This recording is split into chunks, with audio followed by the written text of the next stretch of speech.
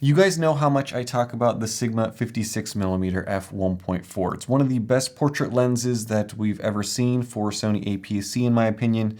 It's excellent, compact, small, well worth the money. Now, let's say that you don't have the $450 or so US that it takes to pick up one of these Sigmas, and your budget is right around $199 US. Well, Meike may have you covered with this brand new-ish 55mm f1.4. It also has autofocus, and in this video, we are going to be checking it out. Packaging is quite simple. Small box, some foam, a warranty card, a user manual, and the lens. It comes with a very cheap feeling lens hood and a plastic front and a plastic rear lens cap. This 55mm is compact. It's about the size of the Sigma 30mm, but it weighs more at 388 grams. Construction is mostly plastic, and it is better than the first few autofocusing lenses that Meike has released. The AF-MF switch, for example, feels much better than the flimsy old ones. Starting at the rear, there is a metal mount, electronics for the autofocus, and a USB-C port for firmware updates. A bright red weather sealing gasket is here, which is a nice addition. The dedicated aperture ring feels good. It rotates with a nice clickiness from f1.4 to f16, and then a longer click into A auto. Lens specs are printed in gray here, the autofocus switch, and this lens is made in China. The focus ring is smooth, all electronic, and it does feel a little plasticky,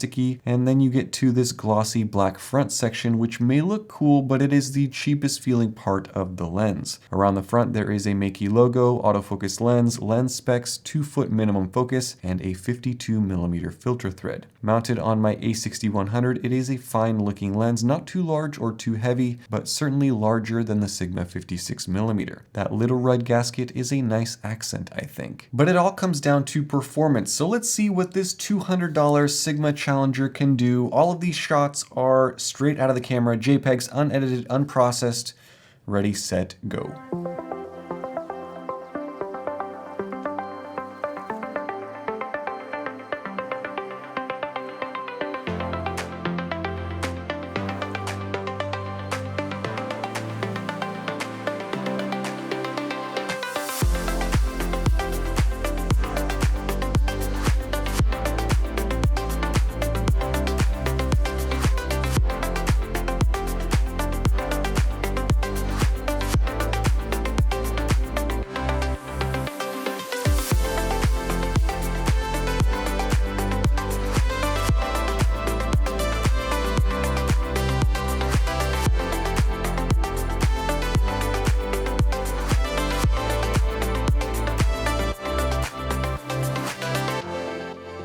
Okay, that was a surprisingly decent performance, but there are a couple of things that are shortcomings with this lens, so let's dive into the optics and performance. Image sharpness in the center is good, and it's pretty good in the midframe and the corners as well. To confirm, I compared this Meike to the Sigma 56mm, and you can see that besides the little difference in color tone, the sharpness is very close. The Sigma is still better, but for the money, the Meike comes very, very close. Second shot, similar, but this is where the superior autofocus of the Sigma prevails. The bokeh looks similar as well. Both lenses are good, although there is a little bit more fringing with the Meike. The Meike also shows some vignetting wide open with just a touch of barrel distortion, but when you compare sharpness, it is impressively good in the center, again in the midframe and in the corners. Flare performance is not great as it shows some pretty significant green flares, which may or may not be your thing. Chromatic aberration performance is also not amazing, especially with out of focus contrasting lines. There seems to be quite a bit of it, but there's also some noticeable fringing on in-focus lines as well. Focus breathing, yes, there is a bit of that.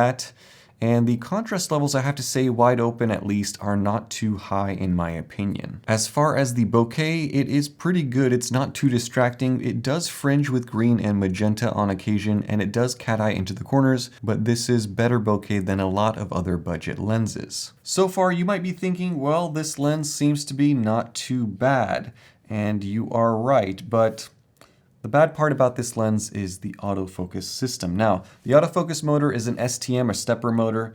It's pretty quiet, it's almost silent, it's medium speed, but the accuracy is what really gets this thing in trouble. It's nowhere near as accurate as what you get with the Sigma, and definitely nowhere near as accurate as what you get with a native Sony lens. I had to throw away an unusually high amount of samples that were misfocused, and these are mostly outside with great lighting. Tracking isn't great for video either, and if you plan on using this lens for video, it seems to want to give up quite quickly when your subject is a distance away. Again, I'm testing this on my a6100. It may perform better on a newer camera body, but the a6100 is pretty modern anyway, so I was expecting it to be a little bit better than this. Now, that isn't to say that this lens can't be further improved with firmware updates. It has the USB-C port, and it can become better over time, but at the moment, that's the one thing that is holding it back. Optically, I would say that it's above average, but the autofocus reliability is worse than average. So it becomes a question of compromise. Is saving $200 or so worth the added possible frustration, extra time, and effort that using this lens would cause? That's the question. And the answer to that question is completely up to you. I'll say this, if you have the money, I would still recommend getting the Sigma,